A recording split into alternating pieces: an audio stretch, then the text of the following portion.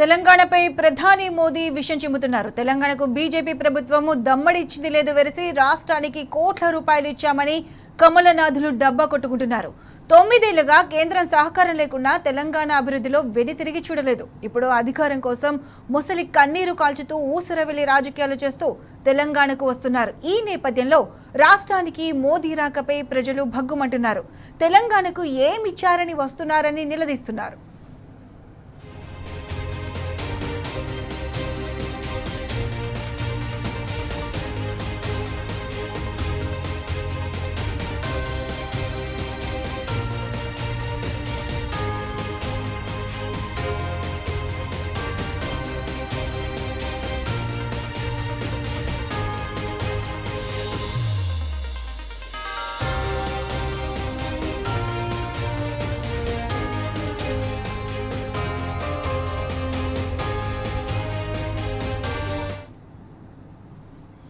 తెలంగాణపై ప్రధాని మోదీ విషయం చెబుతున్నారు. తెలంగాణకు బీజేపీ ప్రభుత్వం దమ్మడి ఇచ్చింది లేదు వెరసి రాష్ట్రానికి కోట్ల రూపాయలు ఇచ్చామని కమలనాథులు డబ్బా కొట్టినారు.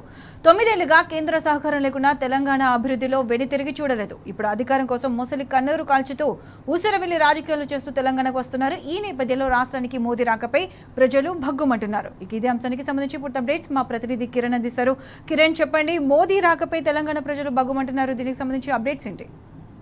దాదాపు ప్రధానిగా 12 ఏళ్ల నుంచి రాష్ట్ర ప్రభుత్వంతో పాటు ఇటు కేంద్రం నుంచి ఒక్క పైసా కూడా ఇవ్వనటువంటి నరేంద్ర మోడీ ప్రధానిగా ఉండి ఏం లాభం అంటూ కూడా ఇప్పటికే తెలంగాణ సమాజం ప్రశ్నిస్తోంది. ఈ రోజు ఏదైతే పరేడ్ గ్రౌండ్ లో సభకు వస్తున్నటువంటి ప్రధాని మోడీ 12 ఏళ్లుగా రాష్ట్రానికి ఒక నయా పైసా కూడా ఇవ్వలేదు. కనీసం ఆ అభివృద్ధి కార్యక్రమాలకు ఏమాత్రం కూడా సహకారం అందించినటువంటి పరిస్థితులు కనిపించాయి. అటు మెట్రో రైల్ కు సంబంధించి కావచ్చు, జీఎస్టీ వసూళ్లలో కూడా అగ్రగామిగా గత 10 ఏళ్లలో బీఆర్ఎస్ ప్రభుత్వంలో కూడా తెలంగాణ రాష్ట్రం నిలిచింది. జీఎస్టీ వసూళ్లు కేంద్రానికి కూడా పంపడంలో పెద్ద ఎత్తున పోరాటం చేసింది. కానీ అందులో జీఎస్టీకి రాష్ట్రానికి రావాల్సినటువంటి నిధులు కూడా ఏమాత్రం కూడా పూర్తి స్థాయిలో ఇవ్వలేదు.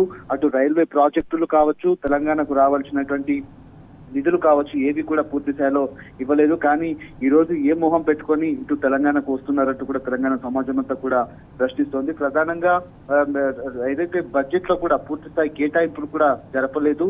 ఇటీవల కాలంలో పార్లమెంట్ లో కేంద్ర మంత్రి ఒక అతను కూడా ఏదైతే తెలంగాణ పైన కూడా విషం చిమ్మినటువంటి పరిస్థితులు మనకు కనిపించాయి. వాటిపైన కూడా కనీసం మాట్లాడినటువంటి మోడీ ఇప్పుడు తెలంగాణపై ముసలి కన్నీరు కారుస్తున్నారు. ఈ రోజు ఎందుకు వస్తున్నారంటూ కూడా ప్రశ్నిస్తున్నటువంటి పరిస్థితులు కనిపిస్తున్నాయి. గత 10 ఏళ్లలో ఏమాత్రం కూడా బీఆర్ఎస్ ప్రభుత్వానికి సహకారం అందించలేదు. అటు మెట్రో రైల్ విషయంలో కావచ్చు, కాళేశ్వరం విషయంలో జాతీయ హోదా కావచ్చు, పాలమూరు రంగారెడ్డి పథకానికి సంబంధించినటువంటి అంశంలో జాతీయ హోదా కావచ్చు, అంతేకాకుండా రైల్వే ప్రాజెక్టుల్లో కూడా పూర్తిగా ఇబ్బందులకు గురి చేసినటువంటి పరిస్థితులు ఉన్నాయి.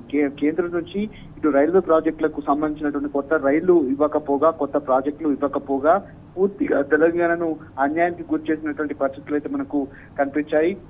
ఇప్పుడు తెలంగాణకు ఏం మొహం పెట్టుకొని వస్తున్నారంటూ తెలంగాణ ప్రజలంతా కూడా ప్రశ్నిస్తున్నారు. బీఆర్ఎస్ పార్టీకి సంబంధించినటువంటి వాళ్ళు కావచ్చు, ప్రతిపక్ష పార్టీలన్నీ కూడా ప్రధాని నరేంద్ర మోడీ రాకను వ్యతిరేకిస్తా ఉన్నాయి. గో బ్యాక్ ప్రధాని అంటూ కూడా పెద్ద ఎత్తున నిలదీస్తున్నటువంటి దృశ్యాలు అయితే మనకు కనిపిస్తా ఉన్నాయి. ఇటీవల కాలంలో జరుగుతున్నటువంటి ఎన్నికల్లో రాష్ట్రాలన్నీ కూడా ఒట్టి చేత్తో నడిపిస్తూ పూర్తిగా అధికారమే లక్ష్యంగా ముందుకు వెళ్తున్నటువంటి ప్రధాని మోడీ ఇప్పుడు తెలంగాణ పెడుతున్నామంటూ తాను గొప్పలు చెప్పుకుంటూ తెలంగాణకు చేసింది లేదు, ఇచ్చింది లేదు.